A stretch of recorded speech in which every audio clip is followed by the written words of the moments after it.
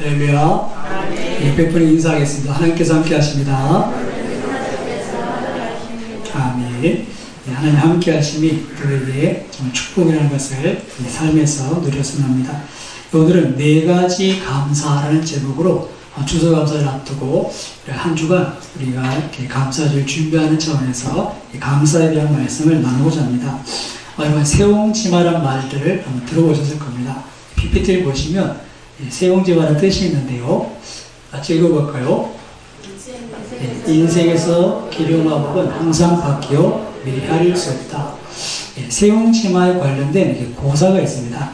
중국 북방의 그 변방에 세옹이라고 불리는 노인이 살았는데 그 노인이 말을 키우고 있었거든요. 근데 어느 날 말이 도망을 갑니다. 그것도 국경을 넘어 오랑캐 지역으로 이렇게 넘어가게 되는데요. 자, 그것이 첫 번째 사건입니다. 한번 띄워주시고. 그리고는 한참 그렇게 이제 말이 도망가니까 그 시대의 말이면 지금으로 보면 뭐겠습니까? 지금으로 보면 자동차다. 자동차들이 큰 재산 목록이거든요. 자, 그런데 이 말이 없어지니까 동네 사람들이 이 세옹 할아버지한테 아이고 어르신 참 이렇게 안 됐네요. 말이 이렇게 없어져서 참 마음이 상심이 크겠습니다. 그랬더니 이 세옹이 하는 말이 모르죠. 이게 좋은 일이 될지 누가 알겠습니까? 근데 아닌 게 아니라 얼마 있다가 이 말이 짝을 지어서 한 마리를 더 데리고 옵니다. 그랬더니 마을 사람들이 또 막 좋다고, 야 정말 좋은 일이 됐네요. 좋으시겠습니다. 한 마리도 아니고 2마리가 걸어왔네요. 근데 이제 또 세옹 이 노인의 말은 또 무덤덤합니다. 누가 합니까? 이게 나쁜 일이 될지. 그리고 이따 얼마 있어서 그 집에 아들 하나가 이렇게 그 말을 타고 이렇게 놀다가 떨어져서 다리가 부러지고 불구가 됩니다. 그래서 동네 사람들이 또 안타까워 얘기합니다. 아이고 저놈의 말 때문에 정말 그 자식 하나님께 불구가 됐는데 아이고 어떻게 합니까? 그랬더니 세옹이 또 하는 말이 누가 합니까? 이 일이 좋은 일이 될지. 그리고 나서 한 1년 뒤 지난 뒤에 북쪽에 오랑캐가 쳐들어와서 전쟁이 나는데 그 마을의 젊은 이들이 다 이렇게 끌려가게 됩니다. 근데 이 아들은 어떻게 됩니까? 불구라서. 그래서 전쟁 때 끌려가지 않았던 그 이야기가 세옹지마입니다. 그래서 우리가 내일 일을 예측할 수가 없기 때문에 지금 당장 일이 어찌 될지 모른다. 그래서 이 세상, 인생, 만사, 세옹지마다 이런 것들을 우리가 받아들인 그런 것을 볼 수 있는데요. 자, 이거 한번 질문 한번 던져보겠습니다. 질문. 일단은 디모데전서 4장 4절 말씀 한번 같이 읽어보겠습니다. 하나님께서 지으신 모든 것이 선하니 감사함으로 받으며 버릴 것이 없나니. 아멘. 자, 사실 여러분 한번 제가 질문을 들어보면 이 아까 세옹지마 이 4가지 제가 이렇게 1, 2, 3, 4를 일부러 표시했는데 세옹이 그 노인이 정말 감사할 수 있는 내용이 제일 감사한 내용이 뭐겠습니까? 제일 감사한 내용은 1, 2, 3, 4번 중에 당연히 4번이겠죠. 근데 여러분 이 4번이 왜 일어난 겁니까? 3번 그죠? 말에서 떨어져서 아들이 불구가 되었기 때문에 4번이 있는 거죠. 근데 여러분 우리가 이제 이 결과를 다 아니까 이렇게 4번을 꼽고 또 이렇게 이야기를 이렇게 듣지만 만약에 3번에서 딱 이야기가 멈췄다. 오늘까지 내일은 모른다. 그러면 이 말에서 떨어진 그 아들 때문에 감사할 수가 있겠습니까? 그리고 우리는 감사할 수 없는 거예요. 그래서 우리가 인생을 바라보는 그런 한계가 있다는 것을 늘 기억합니다. 디모데전서 4장 4장 말씀처럼 하나님께서는 우리 인생에 대해서 분명히 말씀하시죠.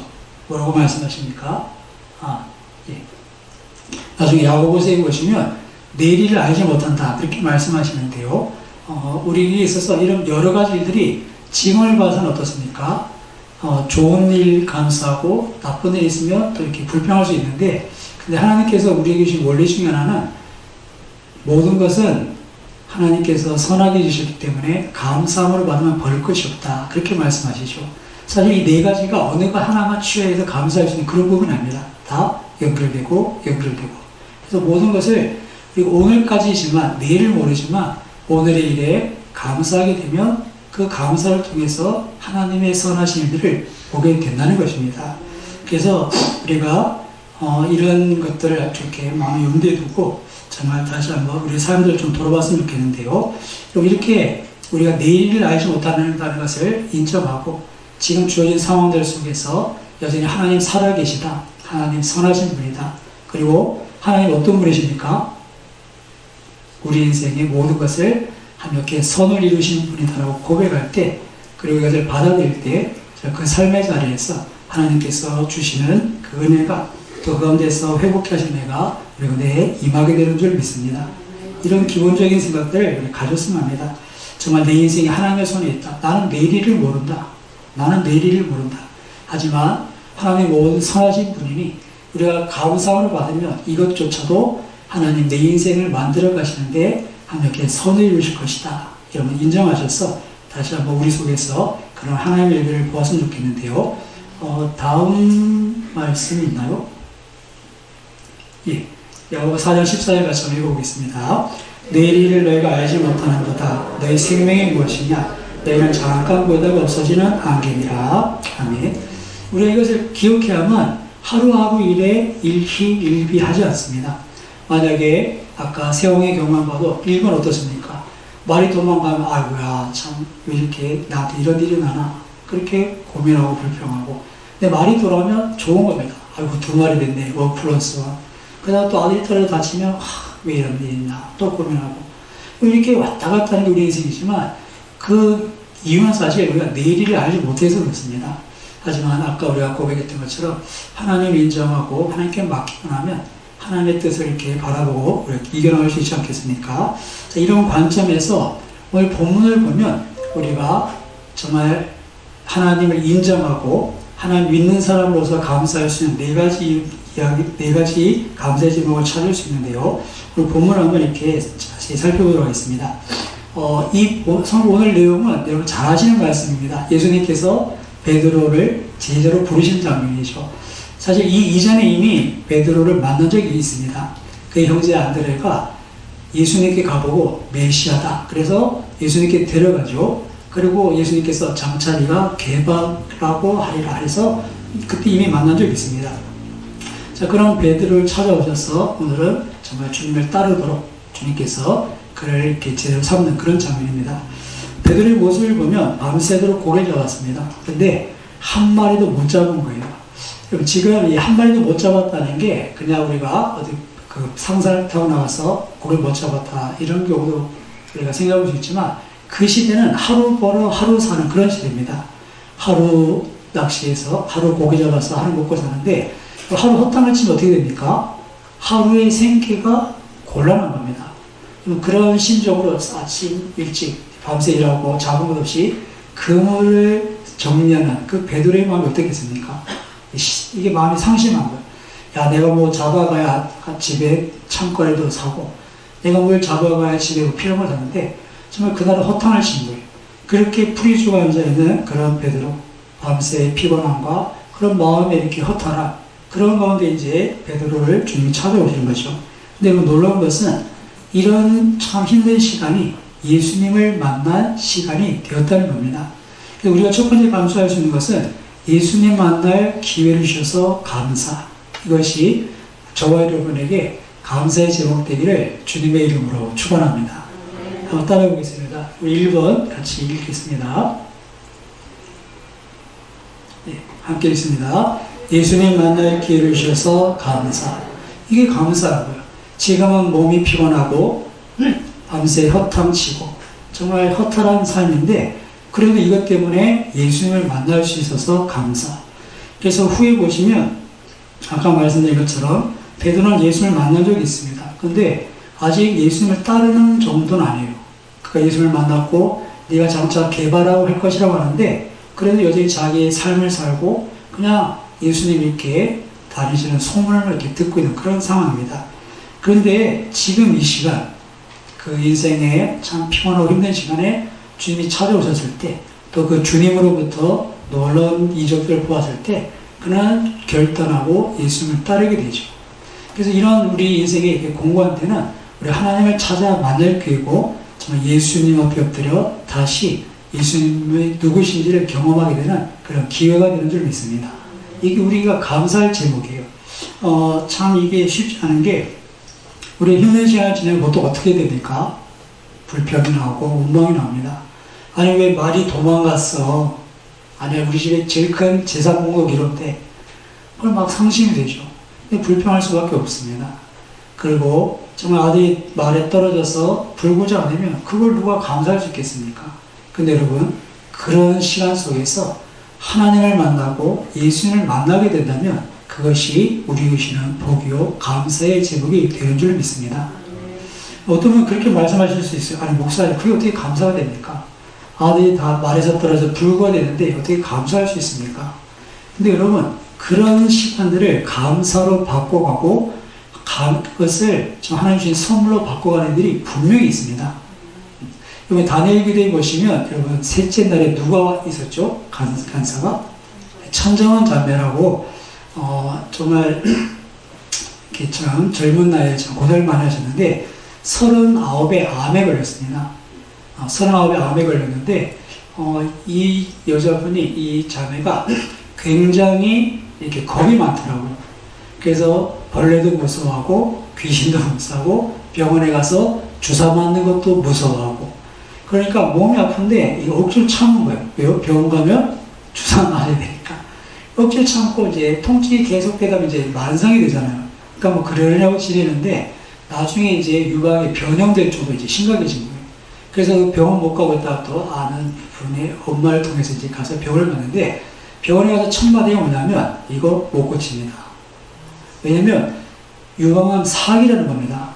그리고 뼛속까지 전이게 되기 때문에 뼈에 전이돼 나면 치료할 수가 없다고 그러네요. 그러니까 이거 뭐 방법이 없다는 거예요. 자, 그런 이렇게 소식을 듣고 요번에 간증하실 때 86차 항암치를 끝냈고 87차 항암치를 받아야 되는데 컨디션이 안 좋아서 이렇게 밀어놓은 상태다, 그렇게 얘기를 하더라고요. 여러분, 주변에 항암치료 받는 분들 보신 적 있습니까? 항암치료 86차, 이건 정말 끔찍한 일입니다. 저희 어머니께서 난수암 말기 수술하시고 항암치료 하실 때 1차 수술 6차 항암치료, 2차 수술 3차 항암치료, 그렇게 1년을 치료하고 수술하셨거든요.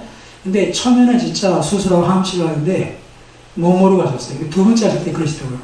알고는 못하겠다. 왜냐면 첫째 주 월요일 입원을 합니다. 그러면 화요일날 항암들 투여해요.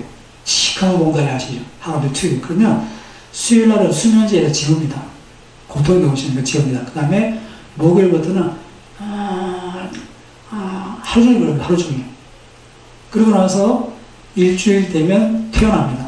그럼 집에서 어떻게 합니까? 잠도 못 자고 숨도 내려 못 쉬고 너무 아프니까. 그래서 2주 지나면서 조금 뭐 회복되면 3주 지나고 4주차 때 또 2차 항암치료. 그럼 월요일에 입원하고 화요일 항암 투여하고 수요일날 재우고 목요일부터 끙끙 앓다가 월요일부터 2주가 또 집에서 끙끙 앓는 겁니다. 그걸 6차하고 2차 수술하고 3차하고 1년이 걸렸어요. 근데 여러분, 86차 항암치료, 이거는 정말 이렇게 알 수 없는 고통입니다.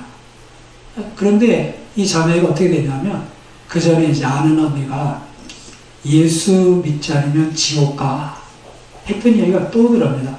저희가 이렇게 이제 말기라는 얘기 듣고 사기라는 얘기 듣고 이렇게 죽음에 대해 생각하는데, 죽으면 어떻게 되는가? 내가 없어지는 건가? 뭐 그런 생각 중에 그 언니 말이 생각나더라고요. 지옥에 있으면 어떡하지? 큰일인데. 그래서 정말 그런 마음에 정말 그 언니가 얘기했던 교회를 가게 되는데, 그 가는 중에 이런저런 상황들 속에서 이렇게 믿음이 생기고 정말 은혜로 86차 항암 치료하면서까지 지금 47이라고 그래요. 8년 지났죠. 살아있는 그런 간증을 했는데요. 그러면서 이런 간증을 하더라고요. 정말 하나님 내게 암이라는 선물을 주셨다. 한번 따라해보세요. 암이라는 선물을 주셨다. 이거 받고 싶습니까? 이런 선물을? 이거는 받기 싫어요. 86차 항암치료. 저는 생각만 해도 끔찍해요. 그런데 이 자매가 그렇게 고백해요. 하나님께 내게 선물을 주셨다. 그 고백이 뭡니까? 내가 예수님 몰라서는 지옥 갈 텐데 이 암 때문에 예수님을 만나겠다는 겁니다. 내가 예수님 없었으면 정말 이 병으로 인해서 고통 속에서 절망하고 낙심하고 그렇게 이제 마무리해질 텐데, 이 예수님을 만나서 천국을 소망하고 이 암과 싸울 의지를 갖고 그렇게 정말 자신의 삶이 세워진 것. 그래서 암이 선물이다. 그런 고백을 하더라는 겁니다. 사랑하는 여러분, 저는 우리에게 있어서 하나님의 만날 기회를 주신 것, 이게 감사의 제목 되기를 주님의 이름으로 축원합니다. 베드로에게 그런 시간이 온 겁니다. 그전에 주를 만났지만 네가 장차 게바가 아니라 게바가 될 것이다. 베드로가 될 것이라 하셨는데도 그냥 여서를 들었는데 그 인생의 정말 허탈한 시간에 피곤한 시간에 주님이 오셨을 때 그가 주님을 만나서 주님을 따르는 그런 기회가 됐던 것을 여러분 기억하셔서 우리의 주인 삶 속에 하나님 정말 이런 모든 일들을 하나님 만날 기회로 삼아가고 그래서 우리의 감사의 제목이 되는 그렇게 만들어가는 그런 저녁 되시기를 주님의 이름으로 축원합니다. 우리가 내일을 알지 못하지만 우리가 그 하나님을 인정한다면 지금 이런 시간들을 감사함으로 받으면 여러분 감사로 하나님을 영화롭게 하는 자들에게 하나님의 구원을 보이시는 줄 믿습니다. 우리가 받아들이지 못해서 그래요. 내일을 자꾸 염려해서 그래요. 근데 하나님께서 살아계시고 그 하나님께서는 우리에게 독생자도 주셨고 뭐라고 말씀하십니까? 내가 모든 것을 내게 주지 않겠느냐? 은사로 은혜의 선물로 거저주지 않겠느냐? 그 하나님 우리가 신뢰한다면 오늘 하루를 감사함으로 받고 내일의 은혜를 기대할 수 있는 그런 저 여러분 되시길 주님의 이름으로 축원합니다. 이런 베드로에게 하나님께서 은혜를 주시죠. 만선의 기쁨을 주십니다. 두 번째 감사의 제목인데요. 함께 읽겠습니다. 하나님께서 베푸신 은혜의 감사. 5절에서 7절 보시면 하나님께서 그 베드로에게 큰 은혜를 주십니다. 같이 보겠습니다. 시몬이 대답하여 이르되 선생님 우리들이 밤이 새도록 수고하였을 때 잡은 것이 없지만은 말씀에 의지하여 내가 그물을 내리리다 하고 그렇게 하니 고기를 잡은 것이 심이 많아 그물이 찢어지는지라 이 다른 배에 있는 동무들에게 손짓하여 와서 도와달라 하니 그들이 와서 두 배의 지음에 잠기게 되었더라. 아멘. 이렇게 피곤하고 또 이렇게 정말 하루를 빨리 마무리해야 되는데 주님 갑자기 이렇게 깊은 데 가서 그물 던져봐라 그럴 겁니다. 지금 밤새도록 허탕치고 이제 그물 정리해서 이제 집에 좀 쉬어야 되는데 예수님이 그 그물 또 던지라는 거예요. 베드로도 이렇게 마음이 좀 쉽지 않았던 것 같아요. 그래서 이렇게 얘기하죠. 우리가 밤새 수고해서 잡은 게 없습니다. 그러나 그렇게 말씀하시니 던져는 보겠습니다. 그런 심정으로 던지는 거예요. 사실 아침에 되면 물고기들이 그 바다 가로 나온다고 합니다. 그러니까 깊은 데 고기가 없을 텐데 이 어부, 이 베테랑인 그런 베드로가 그걸 못 흘렸죠. 그래서 이제 밤새 수고 이제 가서 쉬어야 되는데 가서 던지라니까 정말 자신의 이렇게 푸념하는 말을 하고 그래도 선생님 말씀하시니까 던져는 보겠습니다. 던졌더니 두 배에 가득하여 잠기게 되었다. 두 배가 가라앉을 만큼 물고기가 많이 잡혔다는 겁니다. 여러분 정말 이런 일들이 우리 삶 가운데도 여전히 일어나는 줄 믿습니다. 우리가 그 말씀에 순종할 때 이거는 될 일이 아니야. 이렇게 해서 뭐가 될까? 그런 마음이 있어도 그런 믿음이 없어도 순종하면 하나님께서 말씀하시는 대로 역사하실 줄 믿습니다. 우리가 자꾸 우리 감정에 속는 것 같아요. 감정에 자꾸 속는 것 같아요. 이게 아니라 말씀하셨으면 일단 가보면 됩니다. 한 발짝 내디디면 됩니다. 예수님께서 무리로 걸어오시고 베드로에게도 요구하신 건 하나입니다. 오라 하셨으면 이 무리를 어떻게 걸어? 이거 다 따지면 발을 못 내딛지만 이거 말고 이런 생각 전에 다 버리고 오라 하셨으니까 뛰어내리면 무리를 걷게 되는 겁니다. 그런 놀라운 일들이 있지 않습니까? 여러분 우리 가운데도 하나님께서 이런 은혜를 주셔서 우리 각자에게도 그 주신 은혜에 대한 감사가 있기를 주님의 이름으로 축원합니다. 맨날 힘든 일에 하나님 어떻게 좋은 일 해주시겠지 이런 막연한 기대가 아니라 정말 하나님께서 우리의 실제적인 그런 부분들을 주님께서 만져주셔서 이것이 감사의 점이 되었으면 좋겠는데요. 먼저 우리 가운데 정말 하나님께서 육신의 질병을 고쳐주시는 그런 감사의 제목도 있기를 주님의 이름으로 축원합니다. 하나님께서 지금도 역사하시잖아요. 그죠? 그런 질병에 대한 하나님 앞에 나가서 하나님께서 나를 고쳐주셨다. 그런 간증도 우리에게 있었으면 좋겠습니다. 또 하나님께서 우리의 사업에 복도 주셨으면 합니다. 우리 삶 속에 너무 어려운 시대를 살지만 하나님께서 하시면 놀라운 일이 있습니다. 예전에 한국판 베드로의 기적 그 장로님의 간증을 보면 그 많은 그물 속에 딱 그 구역 안에만 그 방어 때가 몰려드는 거.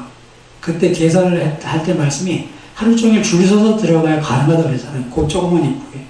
근데 주변에는 하나도 없는 거예요. 그런 애들이 여전히 하나님 역사 가운데 있는 겁니다. 우리 사업 가운데도 하나님께서 복을 주시기를 주님의 이름으로 축복합니다. 그리고 대학 입시 가운데도 하나님께서 형통의 복을 주시기를 축복합니다. 우리 고3 또 입시생들이 되게 많이 힘든 가운데 있고 마지막까지 최선을 다하는데 우리가 최선을 다하는 겁니다. 그리고 하나님께서 주신 은혜를 더듬는 겁니다. 우리 입시생들 특별히 하나님께서 함께 하심을 경험하는 그런 고3의 여정 되기를 주님의 이름으로 축복합니다. 또 가정의 평안과 특별히 기도하시는 분들에게 여러분의 기도의 제목이 좋은 것 주시기를 주님의 이름으로 축복합니다. 하나님께 우리에게 좋은 것 주시는 분입니다. 정말 좋은 것 주시는데 이걸 경험해 봐야 합니다. 그래서 이런 경험도 있기를 축복합니다. 또 무엇보다 우리에게 믿음의 복을 더해 주시기를 주 예수 그리스도의 이름으로 기도합니다.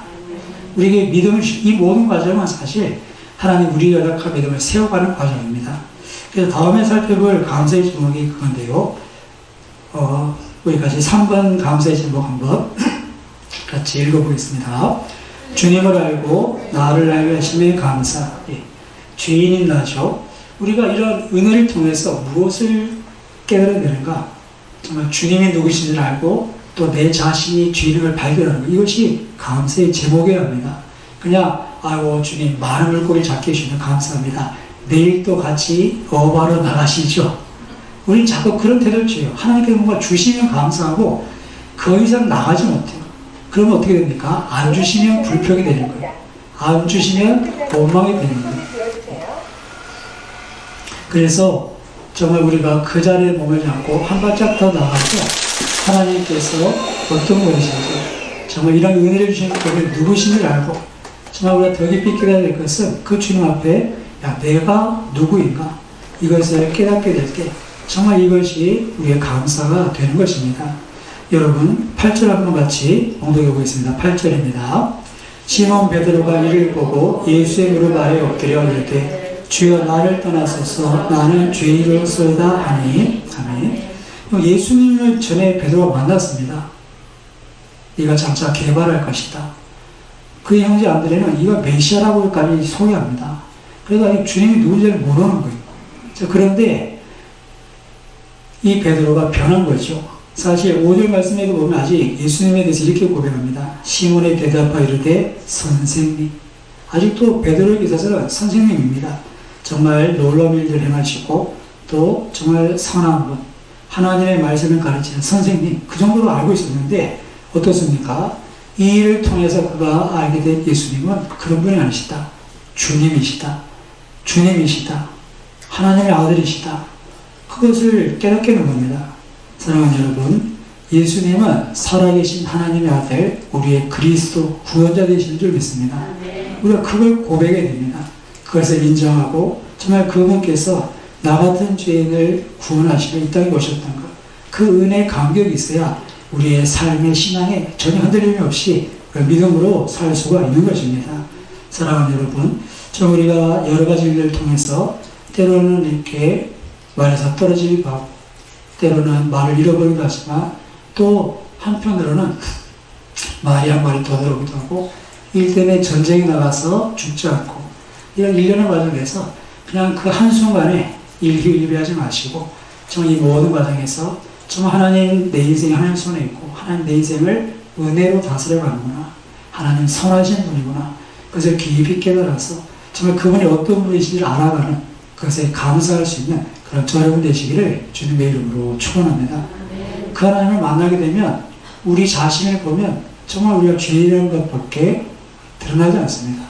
내 속에 선한 것이 없구나. 내 속에 선한 것이 없구나. 그럴 때 십자가가 얼마나 놀랍게 다가오는지 모릅니다. 여러분 우리의 삶 속에도 그런 하나님의 은혜가 있습니다. 지금 여러분에게 주신 은혜가 있다면 그것을 통해서 그 하나님이 우리 하늘 아버지시구나. 정말 내 인생의 선한 목자시구나. 내가 기도할 때 좋은 걸 주시고자 하시는 그런 마음을 갖고 계신 아버지시구나 하는 것을 기억했으면 좋겠습니다. 우리가 성전 건축을 위해서도 기도할 때 건물만 세우는 것은 의미가 없습니다. 우리가 할 수 있는 것 그냥 대충 하면 됩니다. 하지만 우리가 기도하듯이 하나님을 알게 해주십시오. 정말 이 세상의 모든 것의 주인이신 하나님께서 우리에게 필요한 것을 더하시는 것을 보게 하옵소서. 그리고 역사의 주관자, 정말 모든 것을 때를 따라 아름답게 하신 하나님의 타이밍, 하나님의 역사를 보게 하옵소서. 이것이 우리에게 유익이 되고 이것이 정말 감사한 제목이 되는 줄을 믿습니다. 그 하나님을 만나게 되는 거예요. 그 하나님께서는 정말 우리에게 이것을 아시고 필요한 걸 주십니다. 그리고 하나님의 타이밍이 있어요. 때로는 우리가 인생에서 말을 잃어버려야 될 타이밍이 있습니다. 때로는 우리가 말이 떨어져 불구하는 타이밍이 있을 수 있습니다. 하지만 하나님께서 그 모든 과정 속에서 때를 따라 아름답게 하실 줄 믿으십시오. 그렇게 분명히 하십니다. 그렇게 우리가 하나님을 알고 또 나 자신을 발견하는 것이 감사고요. 마지막 네 번째 감사인데요. 같이 한번 네 번째 감사의 제목을 읽어보겠습니다. 주님께서 쓰시려 하시니 감사. 아멘. 10절과 11절 같이 공독해 보겠습니다. 세베대의 아들로서 시몬의 동업자인 야고보와 요한도 놀랐습니다.